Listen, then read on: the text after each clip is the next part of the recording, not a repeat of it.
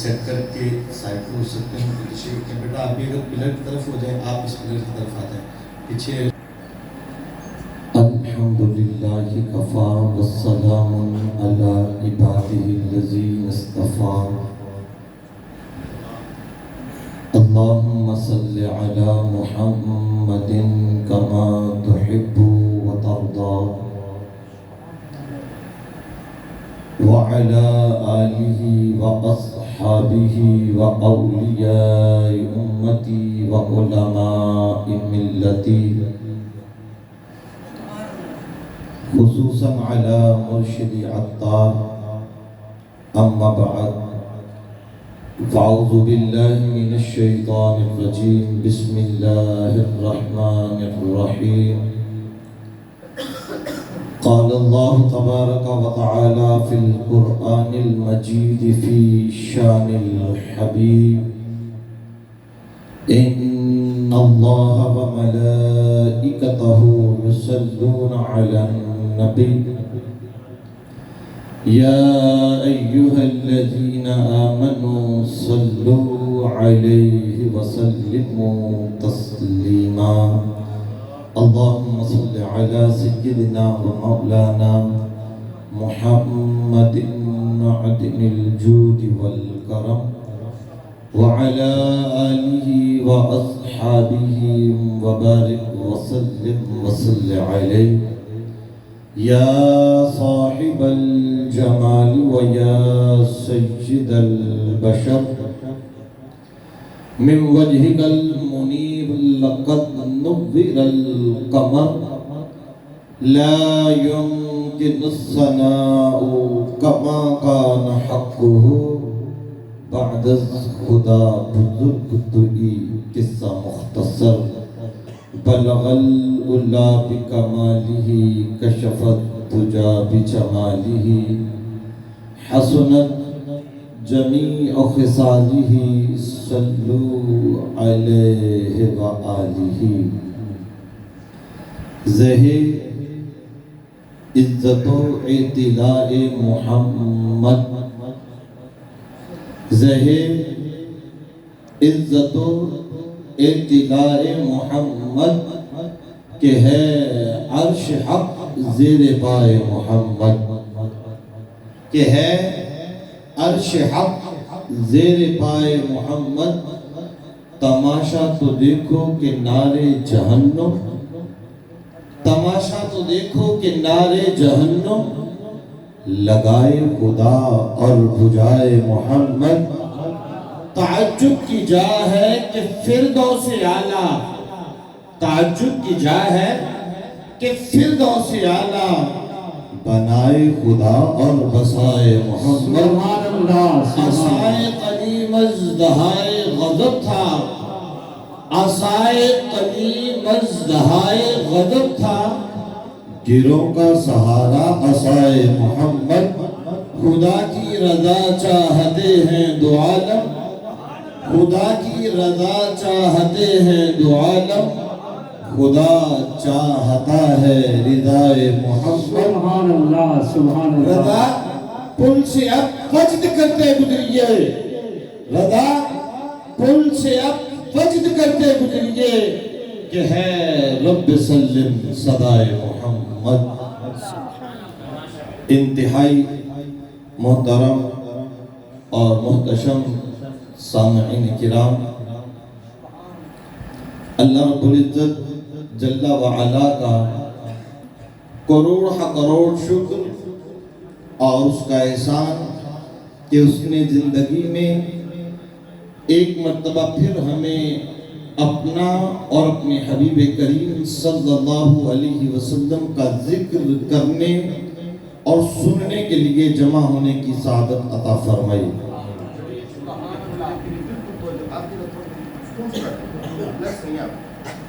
अब कुरान की बात होगी माशाअल्लाह।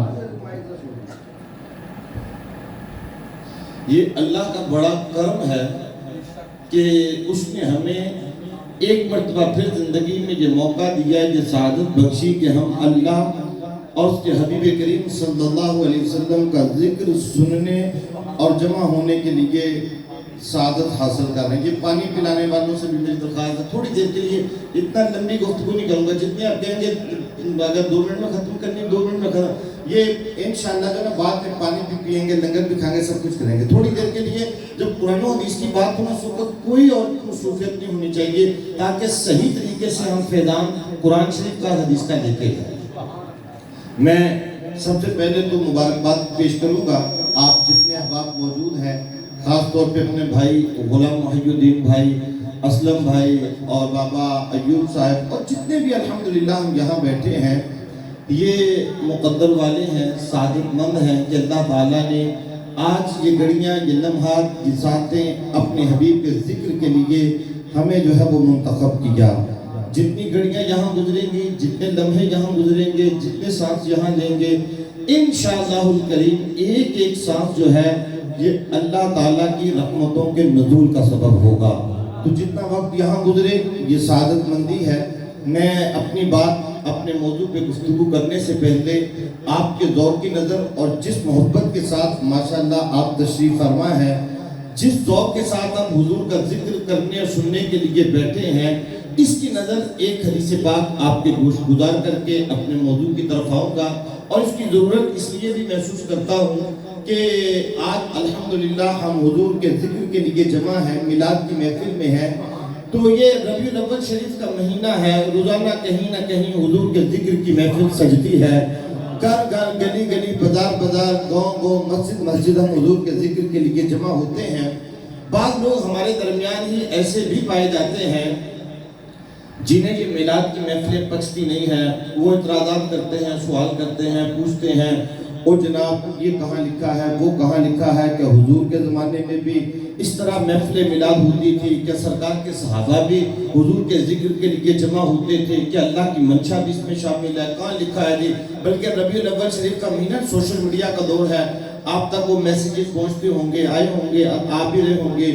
او جی حضرت ابوبکر صدیق کے دور میں اتنی دفعہ ربیع الاول آیا, انہوں نے میلاد کیسے منایا. حضرت عمر فاروق کے دور میں اتنے سال ربیع الاول کا مہینہ آیا, میلاد کیسے منایا. حضرت عثمان و علی رضی اللہ تعالیٰ عنہما نے میلاد کیسے منایا, اور فلاں صحابی نے کیسے منایا. ہم کہتے ہیں یار کتنے بدبخت ہیں کہ یہ پوچھتے ہیں کہ اتنے سال ربیع الاول کا مہینہ آیا اور ان صحابہ نے میلاد کیسا منایا. ہم تو یہ پوچھتے ہیں کہ یہ بتاؤ صحابہ کی وہ گھڑی کون سی تھی, وہ ساتھ کون سی تھی جو حضور کے ذکر کے بغیر گزرتی تھی. وہ تو شب و روز حضور کے ذکر کے اندر جو ہے وہ اپنی زندگی بسر کرتے تھے. آئیے پھر بھی ایک حدیث میں آپ کو گوش گزار کروں, جو پوچھتے ہیں کہاں لکھا ہے, ان کو جواب بھی ہو, ان کو جواب نہ بھی ہو. ہم اپنی قسمت پہ رشک کرنے کے لیے کہ اللہ نے آج ہمیں کتنی سعادت سے نوازا ہے.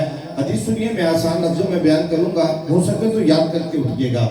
یہ امام مسلم نے اپنی صحیح مسلم کے اندر, امام ترمذی نے جامع ترمذی کے اندر, امام نسائی نے سنن نسائی کے اندر, امام بہقی نے شعب الایمان کے اندر یہ حدیث نقل کی ہے. شعب الایمان کے لفظوں سے جو ہے وہ سنیے. کہتے ہیں ایک دن نبی رحمت صلی اللہ تعالیٰ علیہ وسلم اپنے کاشانہ نبوت پہ تشریف فرما تھے. حضور اپنے در دولت پہ تشریف فرما ہے. جبریل امین علیہ السلام حضور کی خدمت میں حاضر ہوئے اور آ کر جبریل نے حضور سے کچھ عرض کیا. کیا عرض کیا وہ حدیث کا اگلا حصہ کچھ بیان کرے گا. جبریل نوریوں کا سردار ہے, حضور کی بارگاہ میں حاضر ہوا. آ کر جبریل نے حضور کی بارگاہ میں کچھ عرض کیا اور عرض کرنے کے بعد جبریل وہاں سے چلے گئے.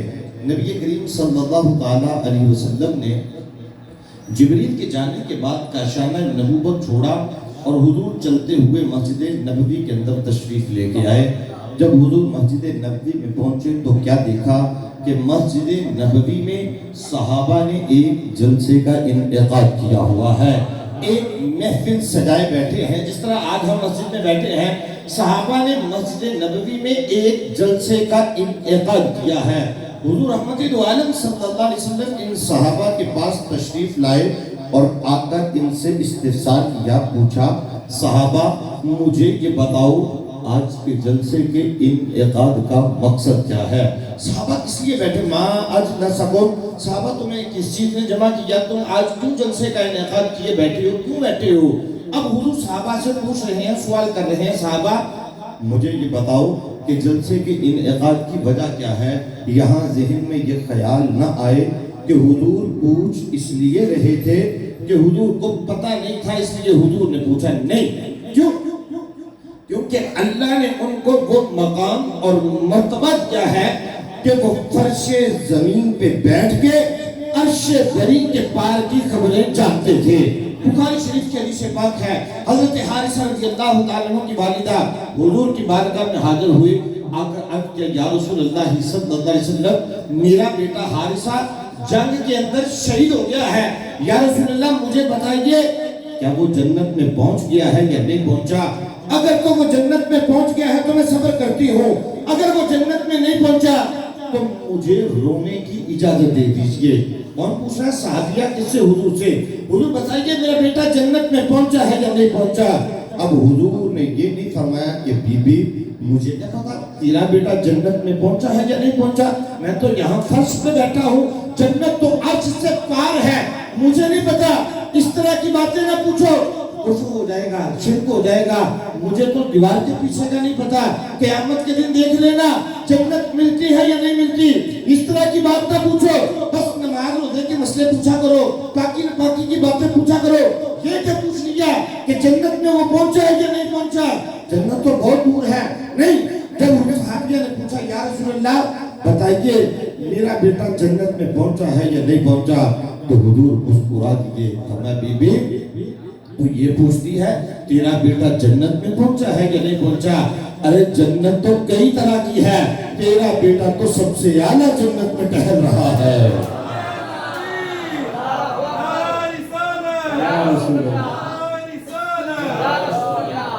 جو نبی فرش زمین پہ بیٹھ کے عرش بری کے پار کی خبریں جانتا ہے، اسے یہ نہیں پتا صحابہ مسجد میں کس لیے بیٹھے ہیں، پتا تو تھا.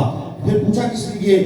پوچھا اس لیے کہ وہ یہ بھی جانتے تھے ایک دور آئے گا لوگ میلاد کی محفلوں پہ اعتراض کریں گے، جو جواب میرے صحابہ دیں گے وہ میری امت کا جواب ہو جائے گا.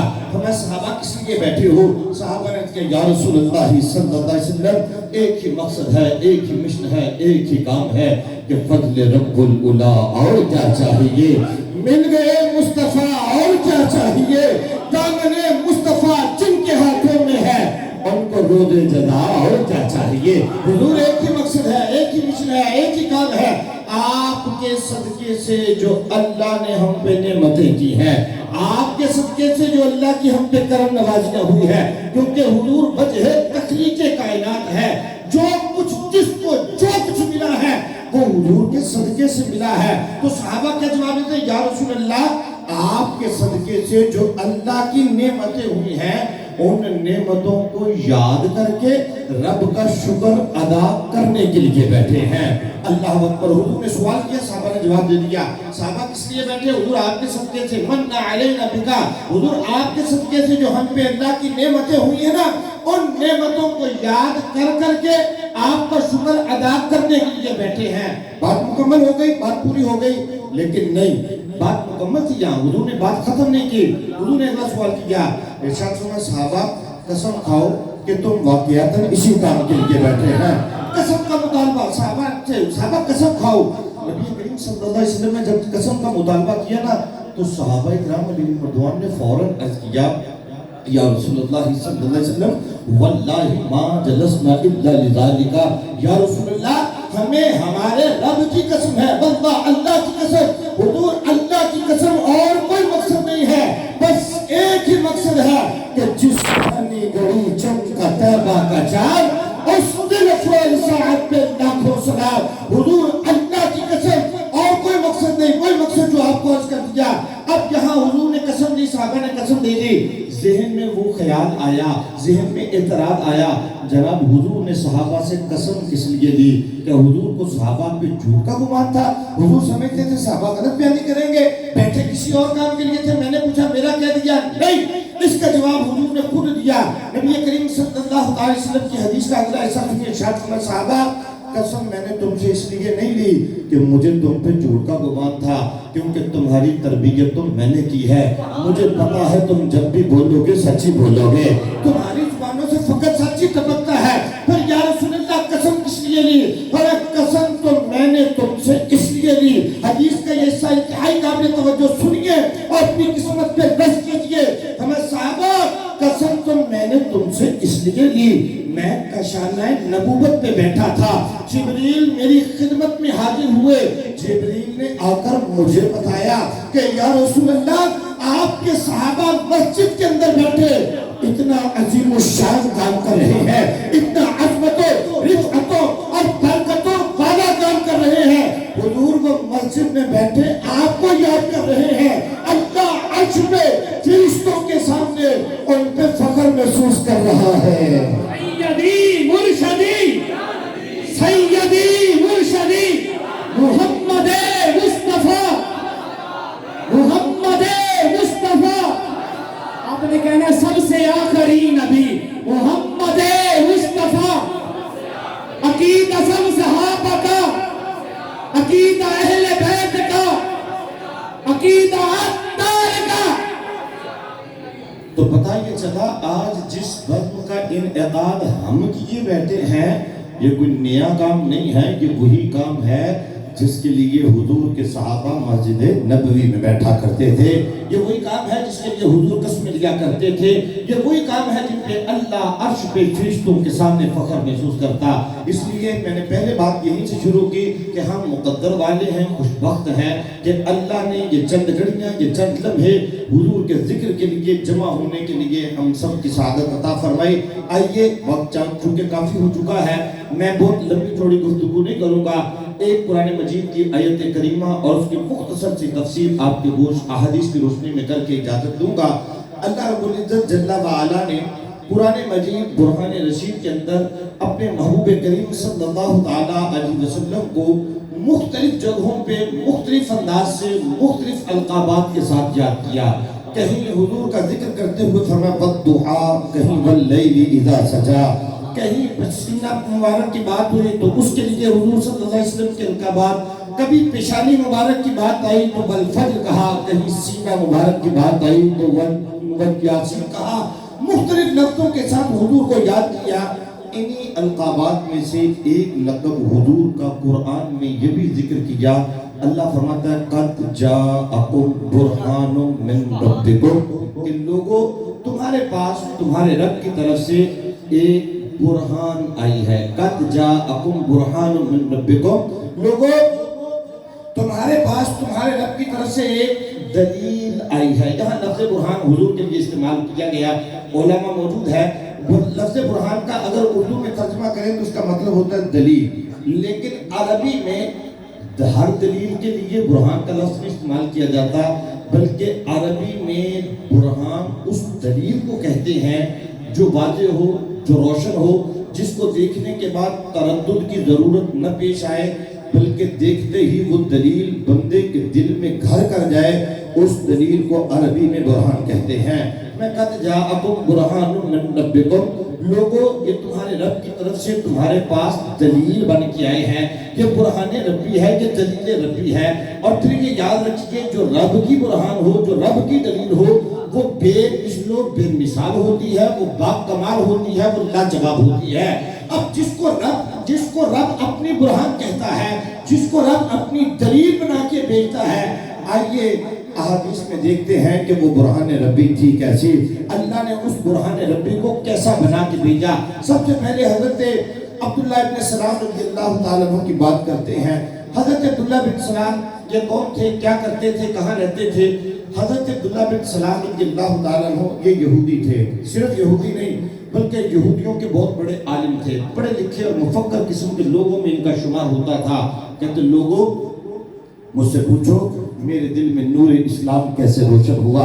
کہتے لوگوں میں یثرب کا رہنے والا تھا, مدینہ منورہ کا پرانا نام. کہتے لوگوں میں یثرب کا رہنے والا تھا اور میرے کانوں میں یہ بات پہنچی کہ مکے کا ایک شخص ہے جو نبوت کا دعوے دار ہے, اپنے آپ کو رب کا نبی کہتا ہے. میں چونکہ یہودیت کا عالم تھا, یہودیت کا لمبردار تھا, یہودیت کا بڑا تھا, تو میرے لیے ضروری تھا اس نبوت کے دعوے دار کے ساتھ کبھی ملاقات کی جاتی، اس کی گفتگو کو سنا جاتا، اس کے پیغام کو پرکھا جاتا۔ کیوں؟ کیونکہ میں نے لوگوں کو نئے نبی سے بچا کے یہودیت پہ قائم رکھنا تھا۔ اب اس کے لیے ملاقات ضروری تھی، اس کی گفتگو کا سننا ضروری تھا، اس کے پیغام کو پرکھنا ضروری تھا۔ کہتے لوگوں اب دل میں یہ خواہش پلنا شروع ہو گئی کہ کبھی میں بھی مکے جاؤں گا، اس نبوت کے دعوے دار کے پاس بیٹھوں گا، اس کی گفتگو کو سنوں گا، اس کے پیغام کو پرکھوں گا۔ اب دن گزرنا شروع ہو گئے، دل میں خواہش پل رہی ہے، کبھی جانا ہے، موقع نہیں مل رہا، دن گزرتے جا رہے ہیں۔ کہتے لوگوں دن گزرتے گئے، خواہش پلتی گئی، پھر وہ خوشبخت گھڑیاں بھی آئیں۔ لما قدم النبی مدینہ، کہ جب میرے آقا نے مکے سے ہجرت کی اور یثرب کی طرف، مدینہ منورہ کی طرف جو ہے وہ رخ کیا، اب میرے کانوں میں یہ بات پہنچے کہ وہ جو نبوت کا دعوے دار ہے، جس کے پاس جانے کو دل کرتا تھا، جو مکے کا رہنے والا ہے، اب وہ خود چل کے ہمارے مدینے آ رہا ہے۔ اب کہتے لوگوں میں دل ہی دل میں بڑا خوش ہوا کہ لوگ جی پہلے اس کے پاس جانے کو دل کرتا تھا، موقع نہیں مل رہا تھا، وقت نہیں ملتا تھا، اب وہ چل کے خود آ رہا ہے۔ اب دیکھوں گا کہ وہ بولتا ہے تو بولنے کا انداز کیسا ہے، وہ گفتگو کرتا ہے تو گفتگو کا اسٹائل کیسا ہے۔ اس سرحد پہ آ کے کھڑا ہو گیا جہاں لوگ حضور کا استقبال کرنے کے لیے جمع تھے، میں بھی لوگوں میں آ کے کھڑا ہو گیا۔ کہتے لوگوں، لیکن میرے اور باقی لوگوں میں فرق تھا۔ لوگ آئے تھے محبت کی آنکھ لے کے، میں آیا تھا تنقید کی آنکھ لے کے۔ لوگ آئے تھے فضائل دیکھنے کے لیے، میں آیا تھا عیب ڈھونڈنے کے لیے۔ لوگ آئے تھے ان کا ہونے کے لیے، میں آیا تھا لوگوں کو ان سے بچانے کے لیے۔ کہتے لوگوں کھڑا ہونے تھا، لیکن آگے کیا ہوا؟ اب ان کا ظلمات سے نور کا سفر شروع ہونے والا ہے۔ حضرت عبداللہ بن سلام کہتے لوگوں، میں لوگوں کے درمیان تھا، لیکن میرے اور باقی لوگوں میں فرق ہے۔ لوگ جو ہے وہ محبت کی آنکھ لے کے، میں تنقید کی آنکھ لے کے۔ کہتے ہوا کیا؟ لما تبینت وجہہ، جب میں نے اس کے فندوہا کے چہرے کو دیکھا، عرفتو، میں یہ بات جان گیا، انا وجہہ لیس بوجہ الکذاب، کہ بے شک یہ چہرہ کسی جھوٹے شخص کا چہرہ نہیں ہے۔ کہتے لوگوں، ابھی میں نے اس کی گفتگو کو نہیں سنا، ابھی اس کی دعوت کو نہیں دیکھا، ابھی اس کے پیغام کو نہیں پرکھا، ابھی اس کے ہاتھوں کنکریوں کو کلمہ پڑھتے نہیں دیکھا، ابھی درختوں کو چلتے نہیں دیکھا، ابھی سورج کو پلٹتے نہیں دیکھا، ابھی چاند کو دو ٹکڑے ہوتے نہیں دیکھا۔ لما تبینت وجہہ، میں نے تو والضحیٰ کے چہرے کو دیکھا ہے، میں نے تو والفجر کی پیشانی کو دیکھا ہے، میں نے تو ما زاغ البصر کی آنکھوں کو دیکھا ہے، میں نے تو یاسین کے سینے کو دیکھا ہے۔ کہتے لوگوں، عرفتو، میں یہ بات جان گیا، انا وجہہ لیس بوجہ الکذاب، یہ چہرہ کسی جھوٹے شخص کا چہرہ نہیں ہے۔ کہتے لوگوں، وہ کون سی دلیل تھی، وہ کون سی کتاب تھی جس سے سالوں کی یہودیت دم توڑ جاتی ہے؟ کہتے وہ ایک ہی دلیل تھی، وہ ایک ہی کتاب تھی، وہ جناب رسالت مآب کے چہرے کی کتاب تھی۔ میرا کام تھا ان کے چہرے نور کو دیکھتے جانا، ان کا کام تھا دل کی گندگی کو مٹاتے جانا۔ میں دیکھتا جا رہا تھا، وہ گندگی مٹاتے جا رہے تھے، میں دیکھتا جا رہا تھا، وہ گندگی مٹاتے جا رہے تھے۔ کہتے لوگوں، جب میں آیا تھا تو کافر تھا، اب جب لوٹ کے جانے لگا تو مشرف اسلام ہو چکا تھا۔ پتی پتی پھول پھول، پتی پتی پھول پھول، محمد مصطفیٰ، عقیدہ سب صحابہ کا، عقیدہ اہل بیت کا، ہر صحابی نبی، ہر صحابی نبی، چار یاران نبی، حضرت صدیق بھی، مولا علی۔ رخ مصطفیٰ وہ کتاب ہے جو محبتوں کا نصاب ہے۔ رخ مصطفیٰ وہ کتاب ہے جو محبتوں کا نصاب ہے، یہی میرے پیش نظر رہے، رات دن اسی کو پڑھا کرو۔ اور رخ مصطفیٰ ہے وہ آئینہ، کیا اس طرح کا کوئی آئینہ، نہ کسی کے بس میں خیال میں، نہ دکان آئینہ ساز میں۔ ارے ہو بھی کیوں؟ کیونکہ قد جاءکم برہان من ربکم، لوگوں یہ رب کی برہان بن کے آئے ہیں، یہ رب کی دلیل بن کے آئے ہیں، اور جو رب کی برہان ہو، جو رب کی دلیل ہو، وہ بے مثل و بے مثال ہوتی ہے، وہ باکمال ہوتی ہے، وہ لاجواب ہوتی ہے۔ جو ان کی بارگاہ میں ایک دفعہ چلا گیا، محبت کی آنکھ سے انہیں دیکھ لیا، پھر وہ لوٹ کے کہیں اور گیا نہیں ہے۔ آئیے اگر حضور کو دیکھنے کی بات کریں تو نبی کریم صلی اللہ علیہ وسلم کی یہ عام طور پہ روٹین تھی۔ حضور صلی اللہ علیہ وسلم نماز فجر ادا کرنے کے بعد مسجد نبوی میں تشریف فرما ہوا کرتے تھے، اور مسجد نبوی سے عام طور پر اشراق و چاشت کی نماز پڑھ کے حضور تشریف لے کے جاتے تھے۔ اب نبی کریم صلی اللہ علیہ وسلم کی عادت مبارکہ میں یہ بھی تھا کہ جب اشراق و چاشت کی نماز پڑھ کے حضور مسجد سے تشریف لے جاتے تو عموماً جو ہے یہ صبح کی سیر کے لیے جو ہے وہ مدینے کی مبارک گلیوں کا حضور قصد کیا کرتے تھے۔ مدینے کی گلیوں میں صبح کی سیر ہوتی، اب بلکہ محبت کے لفظوں سے کہنا چاہیے کہ حضور صبح صبح اپنے قدموں کی برکتوں سے مدینے کی گلیوں کو معطر اور معمر کرنے کے لیے مدینے کی گلیوں کا قصد کیا کرتے تھے۔ آج بھی صبح فجر کی نماز ہوئی، نماز کے بعد جتنی دیر حضور نے مسجد میں ٹھہرنا تھا اتنی دیر حضور مسجد میں ٹھہرے، اور عشاء کو چاشت کے بعد حضور صبح سیر کے لیے مدینے کی گلیوں کو معطر کرنے کے لیے مدینے کی گلیوں کا قصد کرتے ہیں۔ اب حضور چلتے ہیں صبح سیر کرتے کرتے، لیکن آج سیر کچھ لمبی ہو جاتی ہے۔ حضور چلتے چلتے مدینے کی سرحد سے باہر تشریف لے جاتے ہیں۔ چونکہ پرانا مدینہ وہ بہت بڑی باتیں نہیں تھے، بلکہ علماء فرماتے ہیں جتنی آج کل مسجد نبوی کا احاطہ ہے نا، پرانا مدینہ اتنی جو ہے وہ باتیں ہوا کرتی تھی۔ رحمت دو عالم صلی اللہ علیہ وسلم چلتے چلتے مدینے کی سرحد سے باہر جاتے ہیں تو کیا دیکھتے ہیں کہ مدینے کی سرحد کے باہر جو ہے ایک قافلے نے پڑاؤ کیا ہوا ہے، ایک قافلہ رکا ہوا ہے، اور انہوں نے اپنے خیمے لگائے ہوئے ہیں، مال اسباب رکھا ہے، جانور باندھے ہیں۔ حضور صلی اللہ علیہ وسلم اس خیموں کے پاس سے گزر رہے ہیں۔ اللہ اکبر، ان کے مقدر اب جاگنے والے ہیں۔ ان کے مال اسباب میں سے کچھ سرخ رنگ کے اونٹ بندھے تھے، ان میں سے ایک اونٹ جو ہے وہ حضور کی نگاہ رحمت میں آ جاتا ہے۔ رحمت دو عالم صلی اللہ علیہ وسلم کو وہ مبارک اونٹ پسند آ گیا۔ نبی کریم صلی اللہ علیہ وسلم ان قافلے والوں کے پاس گئے اور ان سے پوچھا، یار یہ اونٹ تمہارے بندے ہیں؟ کہا جی ہمارے بندے ہیں۔ کہا یار ان میں سے یہ فلاں سرخ رنگ کا جو اونٹ ہے نا، یہ مجھے پسند آ گیا ہے، میں اسے خریدنا چاہتا ہوں، کہ تم یہ اونٹ مجھے بیچو گے؟ اللہ اکبر۔ حضور نے کہا یہ اونٹ مجھے بیچو گے؟ بیچنا تھا یا نہیں بیچنا؟ ان کی حالت اور کیفیت کیا ہوگی؟ حضور نے کہا انکار کی جرات نہ ہوئے، حالت کے کہ میں جن بیچا یا جان بیچا جب پیارا محمد مانگ لوے، میں تن بیچا یا من بیچا جب پیارا محمد مانگ لوے۔ حضور نے کہہ دیا انکار کی جرات ہے، ہم بیچیں گے۔ کہا کتنی قیمت لوگے؟ کہا اتنی قیمت لیں گے۔ فرمایا اتنی قیمت میں مجھے تمہارا اونٹ منظور ہے، میں اتنی قیمت میں اس کا خریدار ہوں، میں خریدنا چاہتا ہوں، لیکن میں اونٹ خریدنے کے ارادے سے نہیں آیا تھا، میں تو صبح سیر کرنے کے لیے آیا تھا، اس لیے قیمت میں ساتھ لے کے نہیں آیا۔ ایسا کرو مجھے اونٹ دے دو اور اس کی قیمت میں تمہیں تھوڑی دیر تک بھیج دیتا ہوں۔ انکار کی ضرورت نہیں، کر لیجیے، ٹھیک ہے جی۔ انہوں نے اونٹ کی مہار حضور کو پکڑائی، حضور نے اونٹ کی مہار پکڑی اور مدینہ منورہ کی طرف حضور چلنا شروع کر دیے۔ اب حضور جا رہے ہیں، یہ خیمے والے ٹکٹی کی باندھ کے حضور کو دیکھ رہے ہیں۔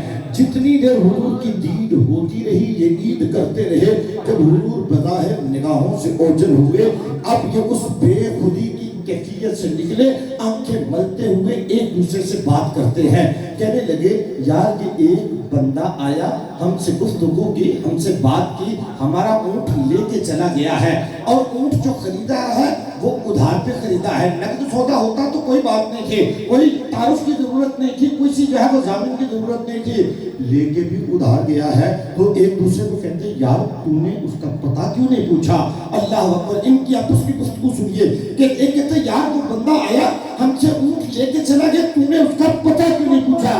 کہتا ہے یار میں اسے کیسے پوچھتا، جب وہ باتیں کرتا تھا نا اس کے سامنے کے دندان مبارک سے نور کی ایسی شعاع نکل رہی تھی کہ سامنے کے پہاڑ روشن ہو رہے تھے۔ اچھا میں نے نہیں پوچھا، تو پوچھ لیتا، تو نے کیوں نہیں پوچھا؟ کہتا یار میں کیسے پوچھتا، میں تو اس کی سرمدی آنکھوں کا فدائی تھا، مجھے تو کچھ اور سوچ نہیں رہا تھا، میں تو آنکھوں کے اندر جو ہے وہ گم تھا۔ اچھا یار میں نے نہیں پوچھا، تو پوچھ لیتا، تو نے کیوں نہیں پوچھا؟ کہتا یار میں کیسے پوچھتا، تم تو پھر بھی گفتگو کر رہے تھے، مجھے تو بات کرنے کی ضرورت نہیں ہو رہی تھی، تم نے دیکھا نہیں میں نے منہ نیچے کیا ہوا تھا۔ اچھا یار میں نے نہیں پوچھا، تو پوچھ لیتا۔ بات کرتے کرتے سچی بات کہیں گے. کہنے لگے یار بندہ آیا ہم سے باتیں کی, ہمارا اونٹ ہتھی آگے لے گیا. جسے ہم اپنے پنجابی میں نا گیڑا دے کے کہتے ہمارا اونٹ ہتھی آگے لے گیا. اللہ اکبر, یہ کہنا تھا. پیچھے خیمہ لگا ہے, خیمے میں قافلے کے سردار کی بیوی موجود ہے. وہ کہتی خبردار, وہ آواز دیتی کہ خبردار, جب تم نے یہ کہا کہ وہ اونٹ ہاتھی آگے لے گیا ہے, تمہیں ضامن چاہیے. انا ضامنۃ, میں اس کی ضمانت دیتی ہوں, میں اس کی ضامنہ ہوں. یہ بڑے خوش ہو کے پیچھے مڑ کے دیکھتے ہیں. کہتے بی بی تو اسے جانتی ہے؟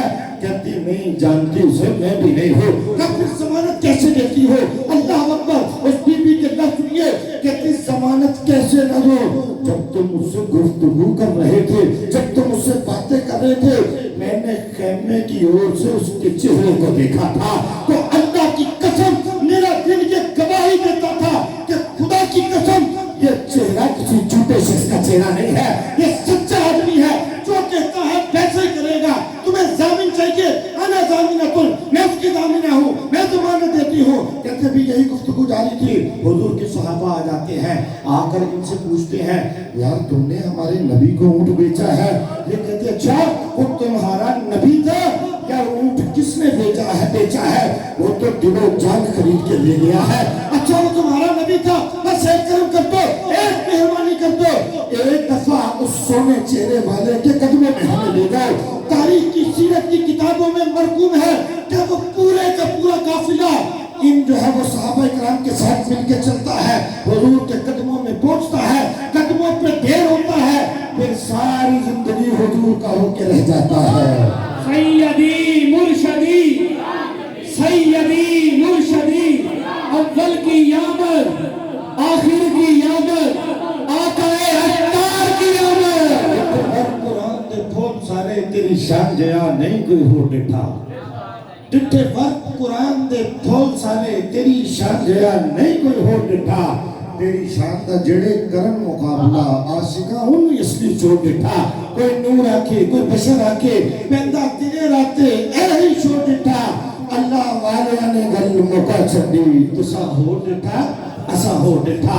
قد جاءکم برہان من ربکم, لوگوں یہ برہان ربی ہے, یہ دلیل ربی ہے. جو رب کی برہان ہو, جو رب کی دلیل ہو, وہ بے مثل بے مثال ہوتی ہے, وہ با کمال ہوتی ہے, وہ لاجواب ہوتی ہے. کیسے با کمال, کیسے لاجواب, آئیے صحابہ اسے سنتے ہیں. حضرت سیدنا حسان بن ثابت رضی اللہ تعالیٰ عنہ, مشہور حدیث آپ نے پہلے بھی کئی دفعہ سنی ہوگی. حضور کی بارگاہ میں حاضر ہوئے, عرض کہ یا رسول اللہ میں آپ کی نعت بیان کرنا چاہتا ہوں. حضور آپ کے ساتھ بیان کرنے کو دل کرتا ہے. ارشاد فرمایا آؤ حسان میرے منبر پہ بیٹھ جاؤ. حضرت حسان رضی اللہ تعالیٰ عنہ کو حضور نے اپنے منبر پہ بٹھا دیا. حضرت حسان صحابی کے رسول ہیں, صحابہ موجود ہیں, حضور تشریف فرما ہے. حضرت حسان کہتے ہیں وَأَحْسَنُ مِنْكَ لَمْ تَرَقَتُ عَيْنِي وَأَجْمَلُ مِنْكَ لَمْ تَلِدِ النِّسَاءُ خُلِقْتَ مُبَرَّعًا مِنْ كُلِّ عَيْبٍ كَأَنَّكَ قَدْ خُلِقْتَ كَمَا تَشَاءُ. کہتے یا رسول اللہ آپ جیسا حسین میری آنکھ نے دیکھا ہی نہیں. یا رسول اللہ آپ جیسا حسن و جمال والا کسی ماں نے جنا ہی نہیں. یا رسول اللہ آپ ہر عیب سے پاک پیدا کیے گئے ہیں, بلکہ آپ کو آپ کے رب نے ویسا پیدا کیا جیسے آپ نے چاہا, جیسے آپ کی منشا تھی, آپ کو آپ کے رب نے ویسا پیدا کیا. یہ کون کہہ رہا ہے؟ صحابی رسول کہہ رہے ہیں. حضور موجود ہے, صحابہ موجود ہے. یا رسول اللہ آپ کو آپ کے رب نے ویسا پیدا کیا جیسے آپ نے چاہا. حضور نے یہ نہیں کہا نا نا نا نا صحابی یہ کیا کہی جا رہے ہو, کفر ہو جائے گا, شرک ہو جائے گا, یہ کیا بات ہوئے, بلکہ ایسا نہ ہو, ایسا ہو جیسا رب نے چاہا ویسا پیدا کر دیا. نہیں, صحابی نے کہا یا رسول اللہ آپ کو آپ کے رب نے ویسا پیدا کیا جیسا آپ نے چاہا. حضور نے دعا کے لیے ہاتھ اٹھائے, دعا کی اللہم اید الحسان بالروح القدس, مولا حسان کی مدد کے لیے جناب جبریل کو بھیج دے. یا اللہ حسان کی بات ٹھیک ہے, حسان نے بات درست کی ہے, اس کے اندر کوئی شک نہیں ہے, لیکن اس کی تائید جناب جبریل کے ذریعے سے ہونی چاہیے. کیوں؟ یہ کہ اعتراض ہوتا ہے. ایک سوال ہوتا ہے, بعض لوگ اتنا اعتراض کرنے والے ہر بات پہ چون کے چنانچہ سوال یہ وہ کیوں جناب. وہ اعتراض ہو سکتا تھا, کوئی کہہ سکتا تھا یا صحابی رسول نے جو دعویٰ کیا ہے نا, یا رسول اللہ آپ جیسا پوری کائنات میں کوئی ہے ہی نہیں, کسی ماں نے آپ جیسا جنا ہی نہیں, یہ دعویٰ ان کا ٹھیک نہیں ہے. اچھا جی کیوں ٹھیک نہیں ہے؟ وہ اس لیے کہ وہ دعویٰ انہیں سوٹ نہیں کرتا. کیوں جناب؟ اس لیے کہ جناب انہوں نے پوری کائنات دیکھی ہی نہیں تھی. وہ تو عرب میں رہتے تھے, عرب کے لوگوں سے ملے تھے. ہم بھی مانتے ہیں, ہمارا بھی یہی بات ہے کہ حضرت حسان نے پوری کائنات نہیں دیکھی تھی, عرب میں رہتے تھے, مخصوص لوگوں سے ملے تھے, مخصوص ایریے کو دیکھا تھا. تو وہ کوئی کہہ سکتا تھا یار اگر حضرت حسان نے پوری کائنات دیکھی ہی نہیں ہے تو وہ دعویٰ کیسے کر سکتے ہیں کہ پوری کائنات میں آپ جیسا کوئی نہیں ہے. انہیں یہ کہنا چاہیے تھا یا رسول اللہ میں نے آپ جیسا کسی کو نہ دیکھا, ہو سکتا ہے کائنات میں کوئی اور بھی ایسا ہو. تو کوئی اعتراض کرنے والا اعتراض کر سکتا تھا. ایک بندے نے پوری کائنات جب دیکھی نہیں ہے تو پوری کائنات کا دعویٰ کس لیے کیا؟ حضور بھی تو یہ جانتے تھے, اسی لیے تو دعا دی اللہم اید الحسان بروح القدس, مولا حسان کی مدد کے لیے جناب جبریل کو بھیج دے. مولا حسان کی تائید جبریل کے ذریعے سے ہونی چاہیے. کیوں؟ کیونکہ اگر حضرت حسان نے پوری کائنات نہیں دیکھی تھی تو جبریل نے تو کائنات ساری دیکھی تھی نا. جبریل نے تو چپا چپا دیکھا تھا. پھر ہوا ایک دن ایسا ہی رحمت دو عالم صلی اللہ علیہ وسلم کی بارگاہ میں جناب جبریل امی حاضر خدمت ہوئے. نبی کریم صلی اللہ علیہ وسلم نے ان سے سوال کیا, پوچھا اے بھائی جبریل تو نے بہت کچھ دیکھا ہے, بڑا گھومے ہو, بڑی سیر کی ہے, ایک سوال کا جواب تو دو. اللہ اکبر, پوچھنے والا نبیوں کا سردار ہے, جس سے پوچھا جا رہا ہے وہ نوریوں کا سردار ہے. کیا سوال ہوا؟ جبریل بتاؤ تم نے کوئی پوری کائنات میں ہم جیسا بھی کسی کو دیکھا ہے؟ اللہ اکبر, حضور جبریل سے پوچھ رہے ہیں جبریل بتاؤ کیا کائنات میں کوئی ہم جیسا بھی دیکھا ہے؟ آگے جبریل تھے, کوئی ظاہر بھی 14ویں صدی کا ملا نہیں تھا. وہ کہتا ہاں حضور بڑے دیکھے ہیں, آپ کے بھی 2 ہاتھ ہیں, ان کے بڑے 2 ہاتھوں والے مکے میں پائے جاتی ہے. آپ کے 2 پاؤں ہیں, 2 پاؤں والے بڑے دیکھے ہیں. 2 آنکھیں آپ کی ہیں, 2 آنکھوں والے بڑے دیکھے ہیں. حضور بڑے دیکھے ہیں. کہتے نہیں. جب حضور نے پوچھا جبریل بتاؤ کیا دنیا میں کائنات میں کوئی ہم جیسا بھی دیکھا؟ پھر نوریوں کے سردار کا جواب سنیے. کہتے یا رسول اللہ صلی اللہ علیہ وسلم قلبت الارض مشارقها ومغاربها ولم اجد رجلا افضل من محمد. یا رسول اللہ میں نے مشرق والوں کو دیکھا, میں نے مغرب والوں کو دیکھا, شمال و جنوب والوں کو میں نے دیکھا, فرش والوں کو میں نے دیکھا, عرش والوں کو میں نے دیکھا, جنت کی حوروں کو میں نے دیکھا, جنت کے غلمان کو میں نے دیکھا. حضرت آدم سے لے کر حضرت عیسیٰ تک انبیاء کو میں نے دیکھا, حضرت یوسف کے حسن کو میں نے دیکھا. قلبت الارض مشارقها ومغاربها ولم اجد رجلا افضل من محمد. لیکن یا رسول اللہ پوری کائنات میں آپ جیسا حسین کسی کو نہ دیکھا. سبحان اللہ. تاجدار ختم نبوت روح الامین نے گایا کعبے کی چھت پہ جھنڈا, روح الامین نے گایا کعبے کی چھت پہ جھنڈا. ہو تجھے مبارک صبح شب ولادت, ہو تجھے مبارک. کہنے لگے شاہ امم, ایک روز کسی خوبصورت لفظوں میں پرو دیا. کہتے ایک روز جبریل سے کہنے لگے شاہ امم تم نے تو دیکھے ہیں جہاں, بتلاؤ تو کیسے ہیں ہم. کہنے لگے روح الامین ماہ مبین تیری قسم, آفاقہا گردی دیم مہر بتا